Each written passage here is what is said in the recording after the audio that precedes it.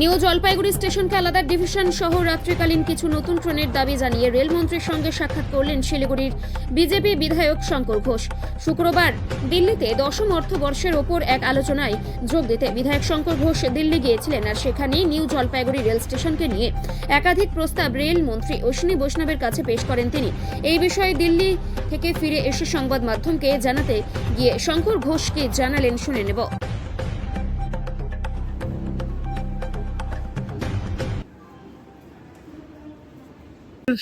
পরিকাঠামো উন্নয়নে কেন্দ্রের সরকার অসাধারণ ভূমিকা পালন করেছে গত 10 বছর ধরে। উত্তরবঙ্গের রেল যোগাযোগকে আরো সুদৃঢ় করার জন্য আমি একটি নাইট ট্রেন, কেননা উত্তরবঙ্গের সাথে কলকাতার যোগাযোগ প্র্যাকটিক্যালি কুচবিহারের 5:30 6টার পরে বন্ধ হয়ে যায়। বাসের ভাড়া মানে একেবারে আকাশ ছোঁয়া, ইভিনিং কোনো ফ্লাইট নেই।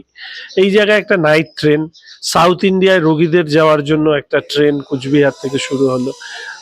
এমনকি আমাদের পাটনা, বিহারে প্রচুর মানুষ যান, তাদের জন্য একটা ট্রেনের ব্যবস্থা, মেট্রো রেল, মনো রেলের ফিজিবিলিটি স্টাডি করা, এবং তার পাশাপাশি আমাদের শিলিগুড়ি টাউন স্টেশন মানুষ চান সেটা হেরিটেজ ঘোষণা করা হোক, তার ঐতিহাসিক গুরুত্ব আছে।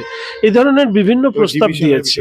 এবং সবথেকে গুরুত্বপূর্ণ বিষয়, যেভাবে এনজেপি স্টেশনের উপরে চাপ বাড়ছে এবং এনজেপি স্টেশন এনএফ রেলওয়ের সবথেকে আর্থিকভাবে সবথেকে বেশি রেভিনিউ কালেকশন করে, তাই এনজেপিকে সামনে রেখে এনএফ রেলওয়ের আরেকটি ডিভিশন খোলবার আবেদন জানিয়েছে মাননীয় রেলমন্ত্রী। তিনি প্রত্যেকটি বিষয়ে সদর্থক কথা বলেছেন এবং আশা রাখি যে আগামী দিনে উত্তরবঙ্গের রেল মানচিত্রে একটা বৈপ্লবিক পরিবর্তন ঘটবে।